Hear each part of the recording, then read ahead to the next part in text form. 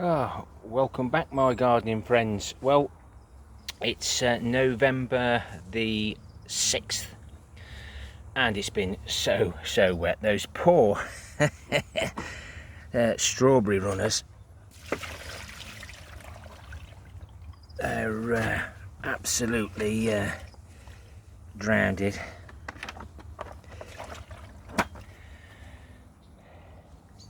Bless their cotton socks. But yeah, we've had a hell of a lot of rain. I wasn't able to do much at all, but just unbelievable how much rain that we've had, and that's since one of my uploads, so less than 2 weeks. It's just amazing. And the barrels are starting to fill on the ones from the compost bin through to the greenhouse. They're all joined up now, and the 3 extra barrels we put in by the compost runoff bins, all the wood is soaking wet.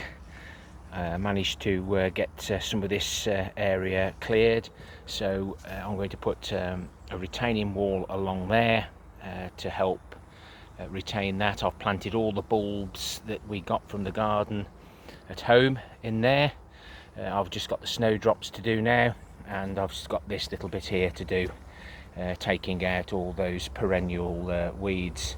And while we're waiting, if there's any weeds that want to continue growing, we can have another go. And I've done a little bit of setting out. I've got another 5 pallet collars. I was doing a little bit of setting out as to how I was going to cover this area with pallet collars, and I've decided now to replace that box with a full one, going right up to the bocking 14, which will take me to a reasonable distance up there, and then run 2 rows long ways this way, 3, so there'll be another 6.5 extra pallet collar raised beds. They might not be full height for starters until we get a few more. We've got a few lying around, just trying to lie them so that they dry out, but it's just been too wet. But it's far too wet to do anything at the moment. But there's a few of the plans that I intend doing. I'm really pleased how the bug hotel's holding up, but a little pressing job we can do in between the showers is to sort out the Christmas potatoes. These are the Sharpies Express. Not tried those before. As you can see, they're rotting off now, so I'll pull those stems out. I'm pulling them out just in case there's any blight on there.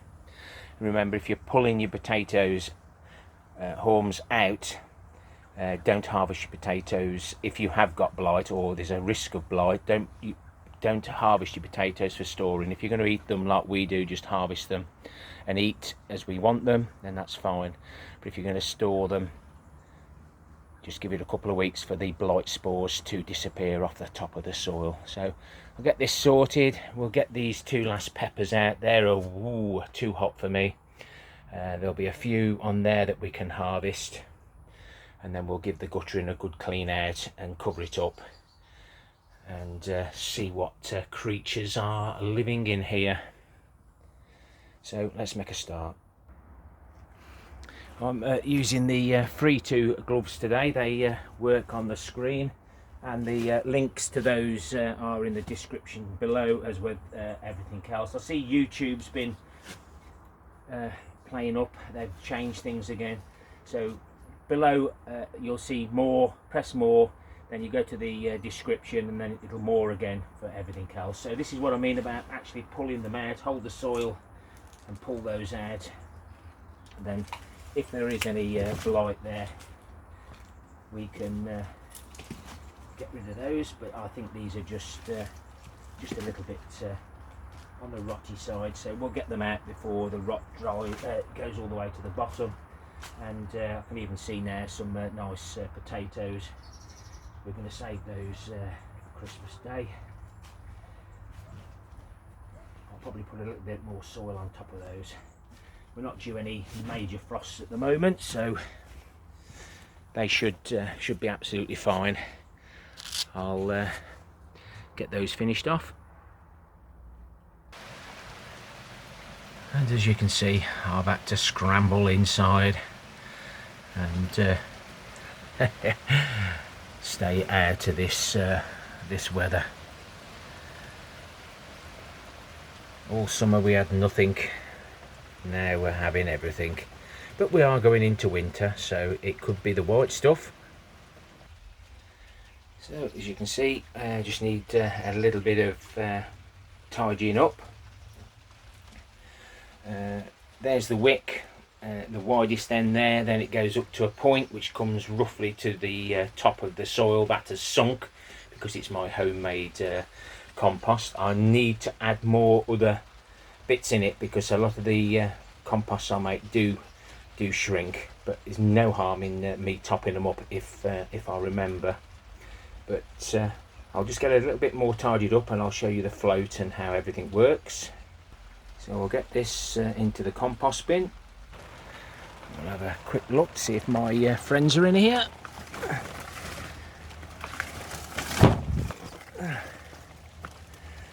But they tend to just walk out. They don't seem to care at all. It's the first time I've looked in here for a bit. But as you can see, they're doing a cracking job. I'll get the rest of that material in. Obviously can't do it one-handed in the rain. So considering this has been out and about all summer, obviously we have to stop the light getting to it, and next season, I'll be spreading them out a bit more, so I shall cover that areas with plastic as well, so the light doesn't get to it. So I've turned the tap off now, so it's just a bit of pipe, elbow across. You need a little bit of copper pipe to slip into that bit there, and then this part here is the valve, and it as normal just goes up and down, and that keeps enough water in here to feed whatever you decide to grow. And I haven't had to make any adjustments to it since I actually put it in. I really only put it in wood chips, and you might be able to just be able to see there some little mice runs by the look of it, or vole, whatever. So I'm going to take the end cap off now and swish everything out, give it a good soaking, and it'll be ready for next year. It's always nice just to get things nice and tidy. So I'm going to cover this up now with that black plastic again, but this time covering the guttering up. That's all done, and the only reason I cover it up is because the blackbirds will be in here pecking away, looking for worms in the warm while the ground is soft in here. So that just helps. It'll need another clean, no doubt, but at least I know that I've done half a decent job now. The Christmas potatoes are in here now. I'd like to have grown a little bit more, but it doesn't matter, they can stay there, and we'll do a harvest of those on Christmas morning, and the smaller the better for us, because we do tend to have a really nice dinner on Christmas Day. And these 3 containers are the Spider Farmer cloth bags, third use this year, so they're doing really well. Again, in the description below there'll be any links and that for you to have a look at those if you're interested, but these Spider Farmer ones are holding up really well. Don't forget, thumbs up, thumbs down for the interaction, and leave me a comment, and consider subscribing. You'll get this video late, no doubt, because it's Sunday and it does take a while for my videos to upload. I don't shorten them or do anything like that to them. I'll just upload them as they are, so we keep the quality, but nothing's been done on the leaf mould section because of the weather, so we've been doing a little bit of DIY at home. and I've been given these. They were out of a skip, but they had no use for them, so I've got to put those together. I'm sure I can fathom it out. It's got the float there, so we know how much water's in there, and then the wicks, where we've got no problem with having some wicks, so just got to figure out which way they go and where they go and if there's enough of them, and we'll give those a whirl in the polytunnel maybe. And I found another couple of bags of cocoa koi. That was in November, so I'll add that to the November list, so I can keep track of what we've got. So we've collected two bags now. One is I've got three, but I'm casting two. One went on the other plot for the paths, etc., and those temporary compost bins. Every container's got some water in. Happy gardening to you all. Till next time, my friends.